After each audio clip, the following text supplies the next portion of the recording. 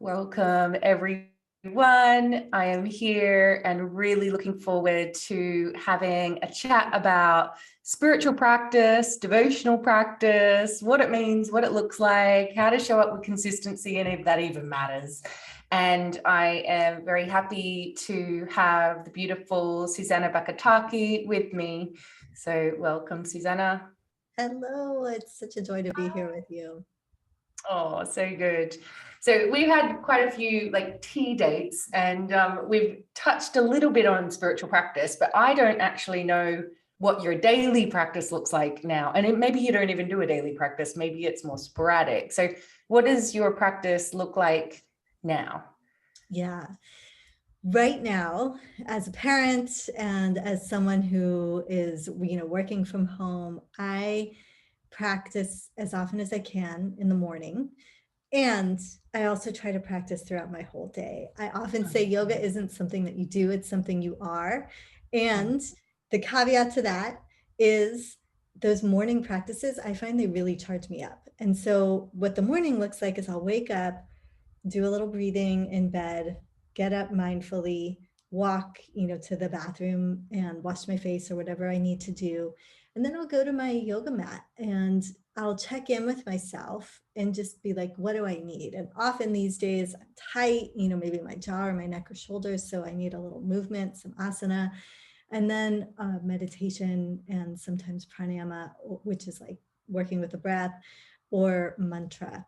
And all of that is like, between 10 and 20 minutes. If I'm lucky and my kiddo's still asleep, maybe 30. But it's not like a 2-hour long practice like it used to be before I was a parent. Totally. And yeah, I'm wondering, because obviously my son's younger than your son. And I'm wondering, like, at what age were you able to go back to your morning practice, or was he a sleeper as a baby? He was not. I don't know if any are. Yeah, I think probably it was around 4 or 5 years old. When he was younger and I was nursing, I would actually do my practice while I was nursing him. So I would hold him and just do breathing or envelop him and myself with love and do a metta, compassion and love practice.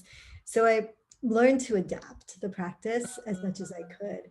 And then a lot of what I was doing when he was younger was yoga nidra, which is like a guided deep relaxation and rest, because I really needed, more than anything, I just needed to settle and slow down.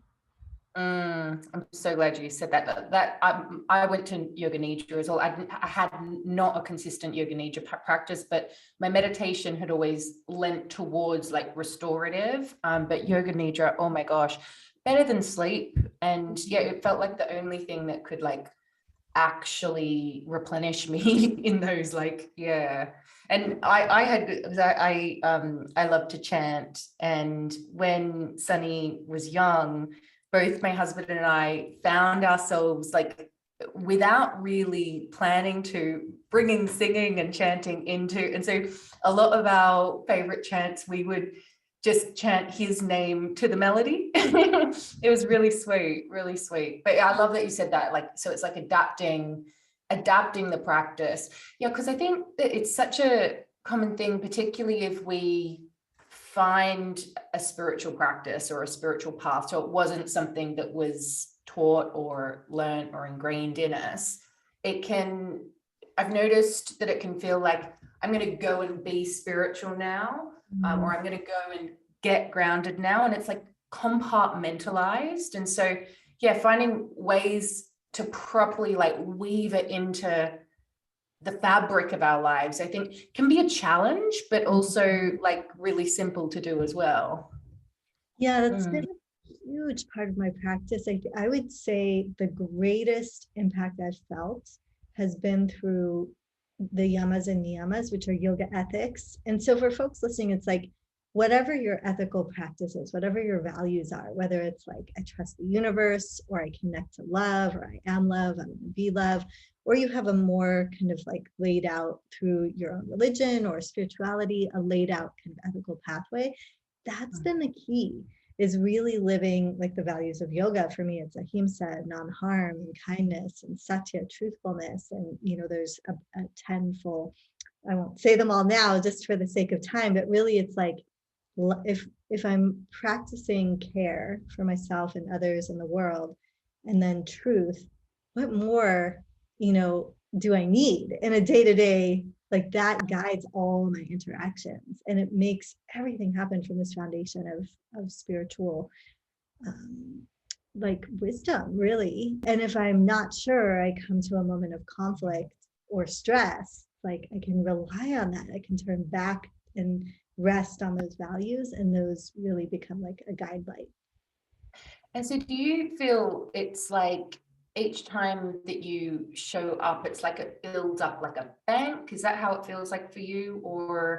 It Or is it really, just yeah, it does. I think part of why, I spent maybe 10 to 12 years doing a lot of intensive meditation and yoga practice, like long retreats, silent retreats, probably cumulatively a year, although not all consecutively. And when I go to sit in meditation now, even if it's just 5 minutes, I can drop into that space of peace because my mind, body, spirit has that memory.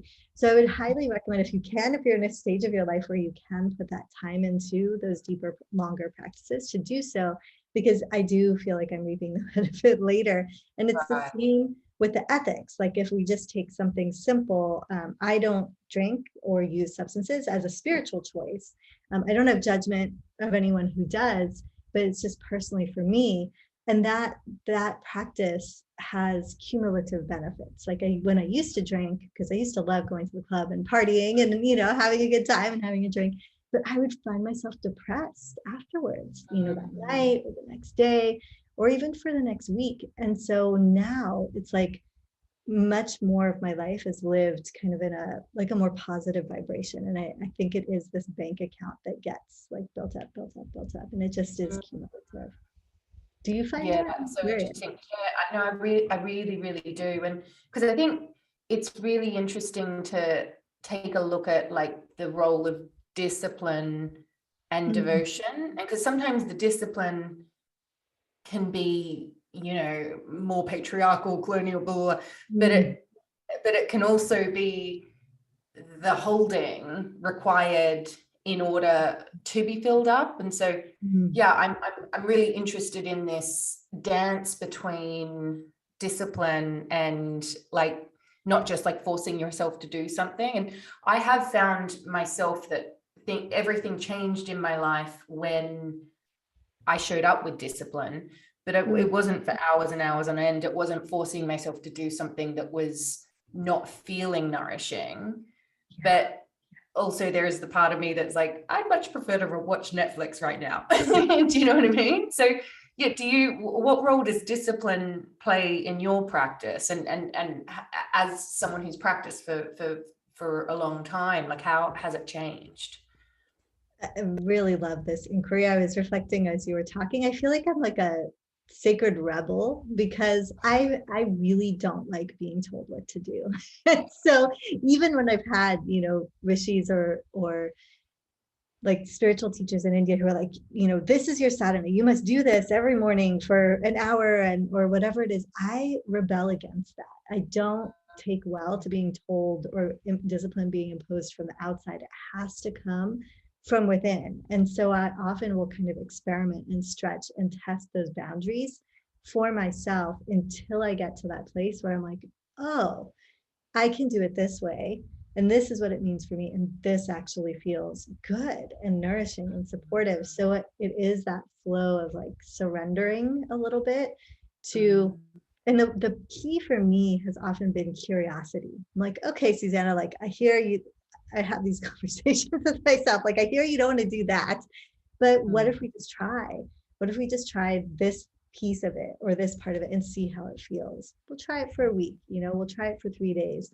And then I try it and I get curious about it. And I really then like notice, how do I feel? Do I have more energy? Am I sleeping better? Am I more refreshed and, have a sense of like passion and creativity? And if I do, then there's what's built up for me is that internal inclination and motivation to keep going on that path. Love it. And one thing that I've noticed come up definitely with myself, but also with people that I've spoken to about spiritual practice lately, is this, like when you're a creative or a healer, like you're here, a teacher, you're here, you're in devotion, you're sharing a message, then there's bloody social media and books to write and sessions to show up for, workshops to do, teacher trainings to do, et cetera, et cetera. When your life actually and your business is linked in with your devotion as well. And one thing that I've found and I've noticed in myself is, and particularly since becoming a mum, just because like you just have like less time, right? Before I did this as work, my practice was 100% self-practice. Whereas I've noticed when I've got like a deadline or I'm about to teach or whatever, sometimes I'll like devote my practice to kind of like receiving a message for something. So it's like I'm directing my practice. And I have noticed when I do that, it's fine to do that before teaching or before whatever, but if I'm going to do that consistently over time, it's just my well just gets so dry, even though I'm showing up for the practice. And I think it kind of like, I'm wondering if it's like, it touches on that like creating versus producing type. Yeah. Have you found that at all? I have. And I think going into like deep studentship for me has been the solution. Like if I'm feeling burnt out because I'm giving too much, or what happens for me, I don't know if this happens for you, is sometimes I'll start feeling like an imposter, like I'm teaching so much and I'm giving so much and I'm like, who am I even to be doing these things? And I say this because I think anyone who knows my work would be like, I can't believe you feel that way, Susanna, right? Like you, but I think it's a very human thing when we're giving and giving and giving and not feeling filled up to feel that. At least I hope I'm not alone in feeling that. But when I start to have those, when I have those feelings, I'm like, oh, I need to go and learn. I need to just go and reconnect either to something completely different or back into what I love, which is yoga, for the sake of it itself, not to learn to then turn around and teach, but just to be nourished. And that has helped that cycle. And also like to pull back, to set boundaries. I really believe in, in all the trainings I run, I'm always saying it's yoga school, not school, because we can't show up and put ourselves in these boxes or like force ourselves to do things that are spiritual, that are nourishing, that are for our highest evolution. We have to care for ourselves. The goddess, God, the divine can't be coerced. It's like, and we can't either. So how can I let go? How can I like show up just as I am? How can I stop or miss whatever it is, or change the deadline and then care for myself? Those are the things that I reflect on when I experience. So good. And then for someone who maybe might be a bit of a dabbler, like they've done plenty of meditation or plenty of their chosen practice, but like haven't really turned it into a daily practice, like what would you say? Like, do you think it's important, or what would you say? As the wild rebel. I'm thinking, because I can share that from my own experience. I've had so much benefit from even just 3 or 5 minutes. And the research also on mindfulness, meditation, yoga shows that even just a short practice, 5 minutes on a cushion or 10, 15 minutes on a mat or a rug or whatever, of aligning your movement with your breath or focusing on your breath, has immense benefits for all, mind, body, spirit, from everything from like lowering heart rate to shifting us from fight or flight to rest and digest, which allows us to feel more peace, more calm. And also, I think a lot about our brains and problem solving. It's like, how can I solve a problem if my lid is flipped, as they say in, this is from Daniel Goleman, and understanding how our emotions and neuroscience works. It's like, I can't solve the problem as easily. And what those practices do, what daily practices do, is allow us to relink our brain. So we're existing from a kind of unified state. And whatever it is that works for you, though, is what I would say to do. So if it's like the idea of sitting down, it's totally not going to work. Maybe you do walking meditation, 3 minutes of just walking in time with your breath, or dancing meditation, or cooking, or art, or, whatever it is, like pull cards, there's journal. There's so many ways to tune in and connect to the divine. If you can create that consistent ritual, I don't think it will ever be harmful. I think it'll only be beneficial, or I hope that it will be beneficial. And if you're having trouble, then find people to support you, coaches, classes, communities. That's what, you do, and what you're here for. And if folks are into going deeper in yoga, that's what I'm here for. Find a community, that for 20 years, I've sat with a free meditation community that first I was attending, and then I helped found every week. It doesn't have to be, it can be whatever you want, but find that practice and that support. And if you can, stick with it. And the big key too is like, say this is your integrity, your alignment with your practice, and you make 100 steps away and you're like super distracted, haven't practiced for half a year or whatever, it doesn't matter. There's no judgment. It just takes one choice, one action to come right back there. And so just come back with love and welcome yourself back. Beautiful. Awesome. Thank you so much, Susanna. Everyone, I'll include links to Susanna's website and Instagram and all of that below this video. See you guys.